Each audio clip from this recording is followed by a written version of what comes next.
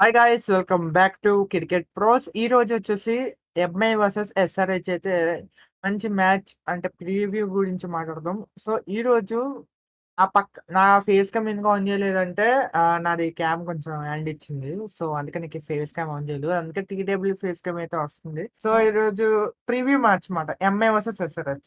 So first MI గురించి మాట్లాడతారు కాబట్టి మన టీడబ్ల్యూపీ మాట్లాడతాను అనమాట. మాట్లాడు. ఓకే గైస్, మేమైతే ముంబై ఇండియన్స్ వర్సెస్ ఎస్ఆర్హెచ్ ఇప్పటికైతే 25 మ్యాచెస్ అయితే ఆడారు. దీంట్లో అయితే 15 ముంబై ఇండియన్స్ గెలిచింది, 10 హైదరాబాద్ గెలిచింది. కానీ రీసెంట్ ఫామ్ ప్రకారం చూసుకుంటే ఎస్ఆర్హెచ్ బాగా ఆడుతుంది. నెక్స్ట్ వాన్కేడి ఎలాగాడారో ఒకసారి భరత్ చెప్తాడు. ఆ వాంకెడ్లో 9 మ్యాచ్లు ఆడితే ఎంఐ 6 గెలిచింది, మేము 3 గెలిచాం. అదే మీ 3 మ్యాచ్లు ఎక్కువ మీరు ఆడలేదు. కానీ లాస్ట్ టైం ఇప్పుడు మీరు ఎస్ఆర్హెచ్ వర్సెస్ ఎంఐ అయినప్పుడు లాస్ట్ సీజన్ 2 టైమ్స్ ఆడినప్పుడు కూడా ముంబై నుంచి గెలిచింది. ఒకసారి అయితే మీకు తెలిసి సీజన్ కేసు అంతే అది వదిలింది. కానీ ఈసారి అయితే ఏ టీం గెలుతారు మీరు కామెంట్ చేయండి. ఫస్ట్ ఆఫ్ ఆల్ మనం హోమ్ టీమ్ ప్లేయింగ్లోనే చూసుకుందాం. ముంబై ఇండియన్స్ ప్లేయింగ్లో చూసుకుంటే ఫస్ట్ ఓపెనర్గా డెకాక్ అండ్ రోహిత్ శర్మ మ్యాచ్కి అయితే Rohit Sharma is back to form guys, అదే back to crease. Rohit Sharma అయితే మ్యాచ్ ఆడచ్చని అందరూ అప్డేట్స్ వచ్చి ఆ అప్డేట్స్లో కూడా రోహిత్ శర్మ ఆడతాడని చెప్పాడు.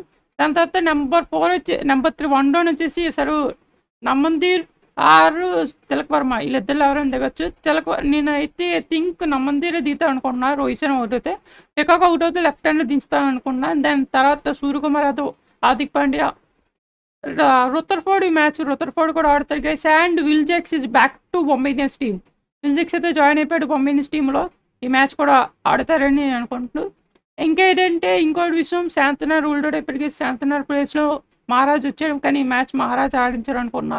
వానికి గట్టి అంత స్పిన్కి అడ్వాంటేజ్ ఉండదు కాబట్టి ఈ మ్యాచ్ విల్ జాక్స్తో వెళ్ళిపోతాను అనుకున్నా. నెక్స్ట్ మ్యాచ్ ముంబై ఇండియన్స్ వచ్చి సిఎస్కే ఉంది కదా, దాంట్లో అయితే మహారాజ్ ఆడచ్చు అనుకున్నా.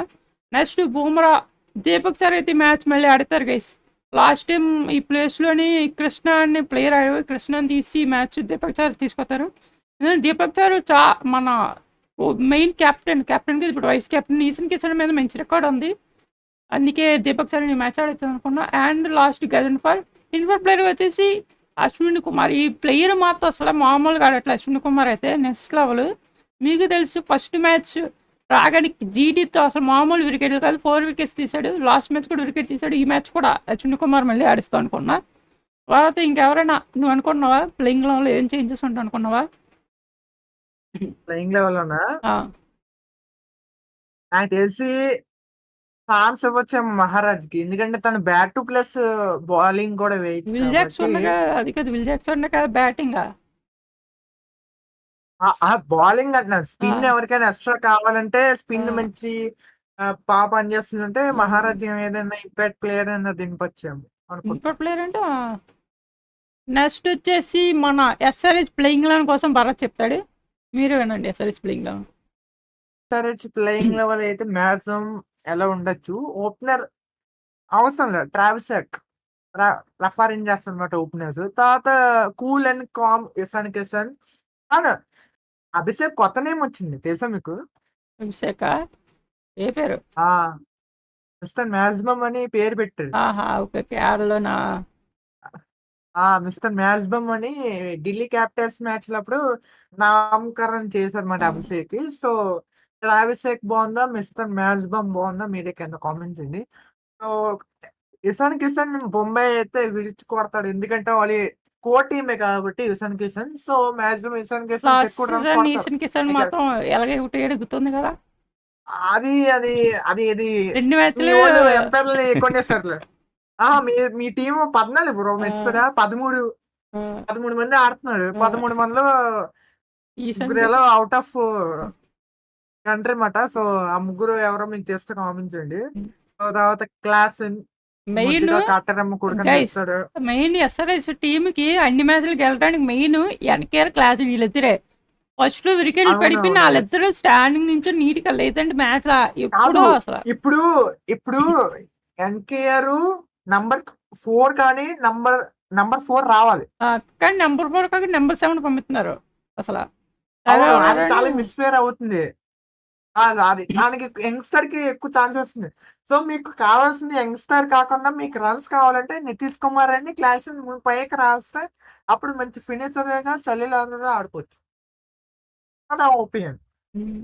సో, తర్వాత తర్వాత 'Pat Cummins' captain is back. So, 'Shivan Kumar' key person 'Ishan Malinga'. So, ఇంగా ప్రఫుల్ ఇంగే వస్తారు. సో, అంతే సేమ్ ప్లేయింగ్ లెవెల్ అనుకుంటున్నాను నాకు కానీ నేను తెలిసి. ఉన్నట్టు ఎక్కడ కట్టాను చేంజెస్ అలసలు లేదు. పెట్టెలు కూడా ఉన్నట్టు కట్ట అలసలు పెట్టాను. ఎందుకంటే లే రోహిత్ లే శర్మకి లెఫ్ట్ హ్యాండర్స్ అంటే ఉన్నట్టుగా ఆడేస్తారు. లెఫ్ట్ హ్యాండర్స్ అంటే రోహిత్ శర్మ అందరూ లెఫ్ట్ హ్యాండర్స్ చాలా స్ట్రగుల్ అవుతుంది. అందుకే ఉన్నట్టు కట్టిన ఆడిస్తారు అనుకుంటున్నా. ప్రఫుల్ ఈజ్ ఎందుకంటే బెటర్. ఉన్నట్టు కూడా ఆ! నాకు తెలిసి ప్రఫుల్‌ని పక్కన పడేస్తది. ఎందుకంటే ప్రఫుల్ ఈ మధ్యన ఎక్కువ రన్స్ ఇచ్చేస్తున్నాడు. సకీబ్ మాత్రం అవును. పక్కా ప్లేయింగ్ లో ఉంటాడు. సకీబ్ మాత్రం ప్లేయింగ్ లో పక్కగా. సకిప్ ఆడేస్తున్నాడు. ఆ, అక్క బా మంచి బౌలర్ ఆడు. ఆ.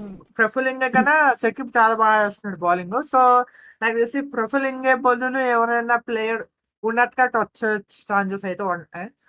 లెట్స్ సీ రేపు ప్లేయింగ్ లెవెల్ ఏంటో చూడాలి. ప్లేయింగ్ లెవెన్ అయితే ఇలా ఉండొచ్చు కదా రెండు టీం ప్లేయింగ్ లెవెల్ మీరు ఏమైనా చేంజెస్ ఉన్నాయి అనుకున్న ప్లేయింగ్ లెవెన్ కామెంట్ చేయండి. అండ్ ఇలాంటి ఏమైనా అప్డేట్స్ కావాలంటే మన Telegram channel and WhatsApp channel join అయిపోతుంది. టాస్ నుంచి మీకు అప్డేట్స్ ఉంటూనే కింద ఉంటాయి. ఫాస్ట్గా ఉంది జాయిన్ గైస్. అయిపోండి. కింద కింద సబ్స్క్రైబర్స్ ఎందుకు మీకు వైట్ కలర్ కనిపిస్తుంది? ఏది బ్లాక్ చేయొచ్చు కదా! క్లిక్ చేసి బ్లాక్ చేసింది. ఫ్రీయే కదా! ఎవరికి సబ్స్క్రైబ్ చేస్తే మీకు ఎవరు డబ్బులు కట్టేవారు కదా! మెయిన్ అన్నిటికంటే టీముల్లో మెయిన్ ఏదైనా బ్యాటిల్ చూడాలంటే అడ్డుటేటే ఫస్ట్గా మనం చూసుకోండి Rohit Sharma versus Pat Cummins. ఈ బ్యాటిల్ అయితే బా మొత్తం ఎక్కడైనా ఐపీఎల్లో చూస్తాం, ఇంటర్నేషనల్ చూస్తాం, ఎక్కడ చూస్తే అక్కడ ఈ బ్యాటిల్ మొత్తం అలాగ ఉంటూనే ఉంటుంది. ఇండియా వర్సెస్ ఆస్ట్రేలియాలో ప్యాట్ కమిన్స్ వాళ్ళు రోహిత్ శర్మ. ఆ రోహిత్ శర్మకి ఆస్ట్రేలియన్స్ అంటే ఎలాగొడతో తెలుసు. అలాంటిది ఇద్దరు ఈరోజు మళ్ళీ తరబడుతున్నారు. ఇద్దరు బౌలింగ్ అండ్ బ్యాటింగ్ చూడాలి. రోహిత్ శర్మ అయితే 19 బాల్స్కి 22 రన్స్ చేశారు గైస్. 1 టైం అవుట్ అయ్యారు. కానీ స్ట్రైక్ రేట్ యావరేజ్ అయితే చాలా తక్కువ ఉన్నాయి. రోహిత్ శర్మకి అయితే స్ట్రైక్ రేట్ ఎలా ఉంటుందో తెలుసు కదా. ఫస్ట్ ఓవర్ నుంచి స్టార్ట్ చేస్తాడు. కానీ ప్యాట్ కమిన్స్తో చాలా తక్కువ ఉంది. నెక్స్ట్ చెప్తారు. నాకు తెలిసి ప్యాట్ కమిన్స్ పవర్ ప్లేలో వేయించొచ్చు. పవర్ ప్లేలో వచ్చొచ్చు ప్యాట్ కమిన్స్. అండ్ దీంట్లో తిలక్ వర్మ వర్సెస్ మలింగ ఉంది కదా. కానీ మలింగ తిలక్ వర్మ ఇప్పుడు ఒకసారి కూడా ఆడలేదు. అందుకే ఆ ప్లేయర్ల కోసం నార్మల్ చెప్తున్నా అంతే. మొత్తం బ్యాటిల్స్ మొత్తం నేను బొంబాయి నుంచి బ్యాట్స్మెన్స్కి అక్కడ బౌలర్స్కి ఎక్కువ మంది ఎక్స్పీరియన్స్ లేని వాళ్ళు అందుకే ఎక్కువ పెట్టలేదు. ఓన్లీ ఎస్ఆర్హెచ్ టీంలో చాలా మంది ఉన్నారు. కానీ బొంబాయి నుంచి ఎక్స్పీరియన్స్ బౌలర్స్ చాలా ఎక్స్పీరియన్స్ బౌలర్స్ లేని వాళ్ళు అందుకే ఒకే ఒక బౌలర్ పెట్టాం బ్యాట్ కెమిస్ట్రీ. మిగిలిన వాళ్ళు ఇంకా అంతగా ఎక్కువ లేవు. అందరు ఇదే ఫస్ట్ టైం ఆడుతున్నారు. మళ్ళీ ఇంకేటి ప్రఫుల్ అందరూ అందుకే ఇంకా డైరెక్ట్ ఎస్ఆర్హెచ్ టీంకి పోస్ట్ స్కిప్ అయిపోతున్నాం. లాస్ట్ గో ఫస్ట్ బ్యాట్లో వచ్చేసి భరత్ చెప్తాడు. చెప్పు ఎస్ఆర్హెచ్ భరత్.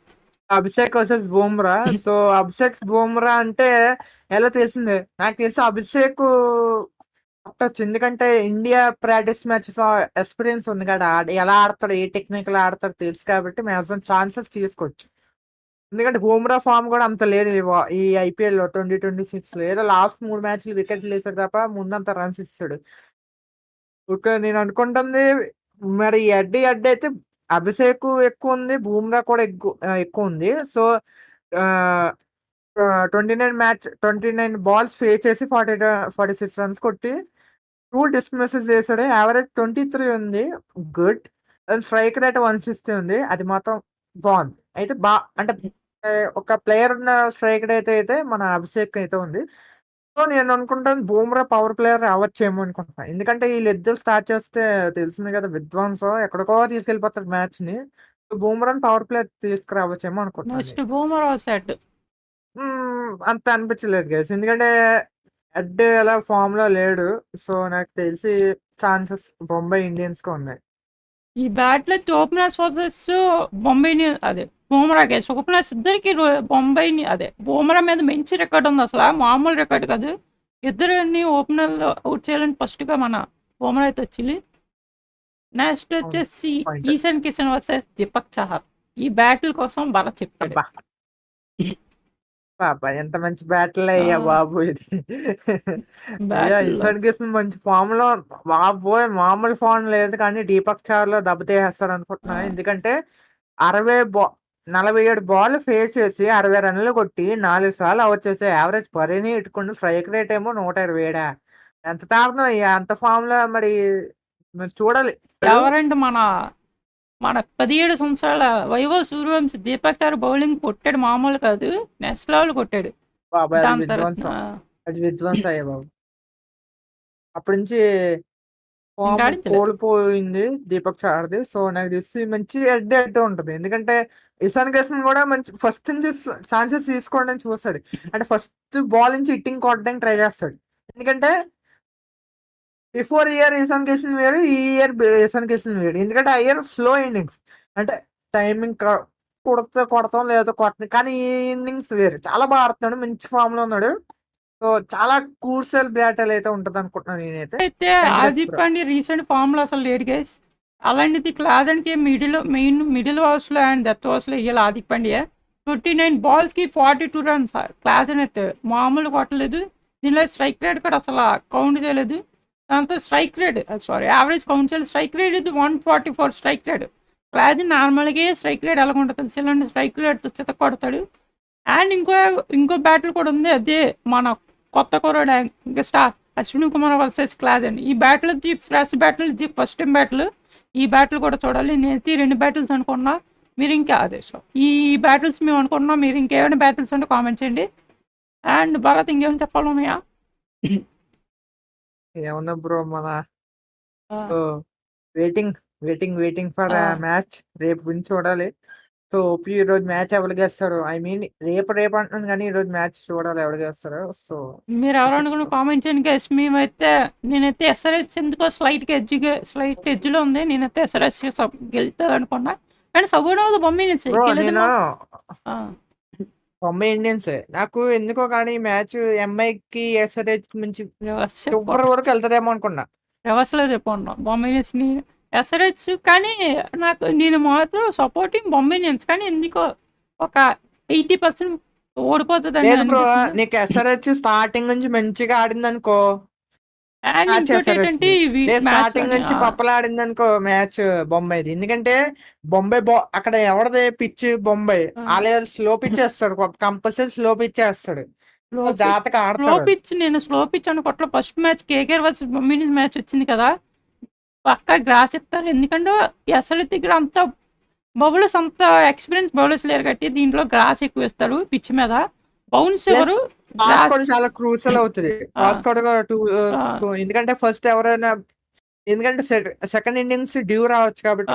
బొమ్మినియన్స్ వాన్కేడీలు ఎప్పుడు జరిగినా టాస్ ఈజీ బస్ట్. అసలు టాస్ గెలిచిన కెప్టెన్ ఈజీగా కళ్ళు మూసుకొని బౌలింగ్ ఎంచుకుంటారు, కానీ ఈ సీజన్ టాస్ అంత వాన్కేడీలు అసలు తెలియట్లేదు. ఆ మ్యాచ్ ఫస్ట్ బ్యాటింగ్కి వెళ్తే ఒక సెకండ్ బ్యాటింగ్ కాబట్టి ఈ మ్యాచ్లో టాస్ కానీ ముందు మెయిన్ పవర్ ప్లే గేస్.